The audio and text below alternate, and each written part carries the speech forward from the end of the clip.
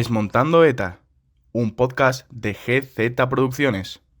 En el 77 se aprueba la ley de amnistía. ¿Cómo te tomaste tú con esa aprobación de la ley? ¿Te acuerdas del día que pensaste? ¿Cómo fue aquel momento, aquellos días? Bueno, a nosotros la ley de amnistía se aprobó en octubre del 77.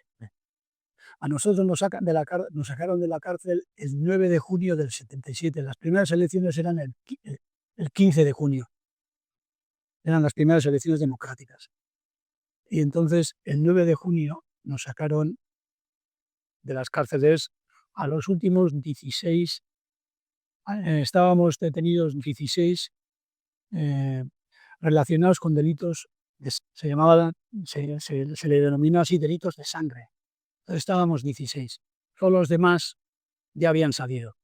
Primero por la ley de partidos, pues había gente del PC y había mucha gente que, bueno, pues había, yo qué sé, pues incluso gente de ETA que lo único que había hecho era esparcir unas octavillas y no tenían delitos graves, porque no todos los de ETA tampoco tenían pistolas.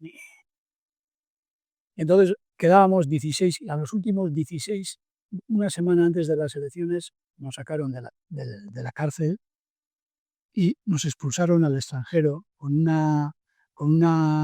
un esto legal que se llamó extrañamiento. Entonces se nos llamó en su momento los extrañados.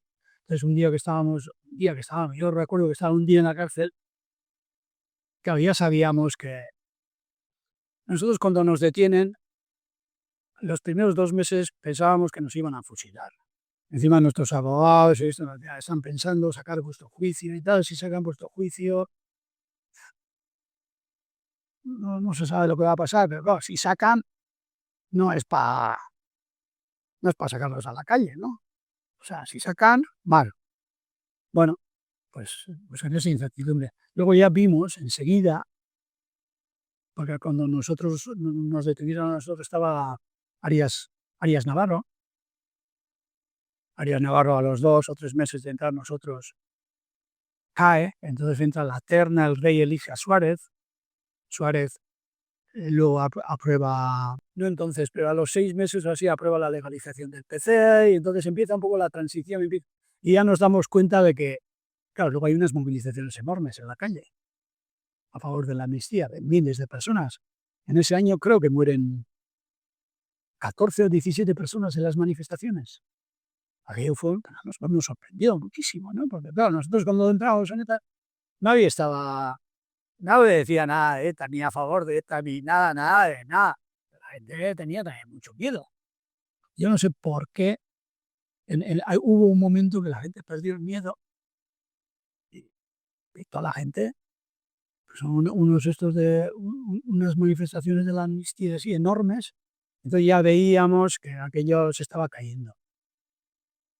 Y nada, en este contexto un día a mí me vino el embajador danés, era el embajador danés en Madrid, un señor allí, me dice, oye, tal, te invitamos y si te parece bien, y hay unas fotos de unos chalés que estaban al lado de Suecia, de una ciudad danesa, cerca de Helsingør, y entonces que si nosotros estamos dispuestos, que ellos se ofrecían a que nosotros nos fuéramos allí y tal y cual. Pues yo decía, pues encantado. No, en principio dije, encantado. Luego hubo algunas presiones, no, hay que quedarse en la calle, hay que quedarse en la cárcel para que tenemos unas broncas y tal y cual. Claro, porque estábamos en la cárcel y dijimos, ¿qué? Y entra tú, quédate tú. Total, todos queríamos irnos de allí. Entonces fuimos 5 a Dinamarca, 5 a Noruega, 5 a Bélgica y 2 a Austria. Entonces pues, un día nos sacaron, nos llevaron todos a Ocaña y nos juntábamos, porque estábamos en distintas cárceles españolas. Y nada, pues imagínate, pues ahí fuimos, nos llevaron en avión con los jefes de la policía, que entonces eran el Ballesteros y, bueno, pues todos los jefes de la policía y yo no era jefe de EPA, yo era un número esto, pero los demás eran los jefes de ETA. Ya veía que charlaban ahí los jefes de ETA con los jefes de la policía, ¿no? Y ahí nos llevaron. Imagínate tú que sales de la cárcel y llegamos ahí a Dinamarca, es que me acuerdo perfectamente que nos dejan ahí en un chalecito al lado de la playa y tal, y en la playa pues estaban ahí, yo qué sé, pues me acuerdo del detalle de que las chavalitas estaban en topless. Yo llevaba un año en la cárcel, pero topless en el 77 en España no lo habías visto, vamos, y conmigo había gente que llevaba 7, 8 años en la cárcel también. Pues nada, fue de no creerte, había pasado 14 meses. O sea que perfectamente de que nos podían haber fusilado, porque a Chiqui la habían fusilado 6 meses antes.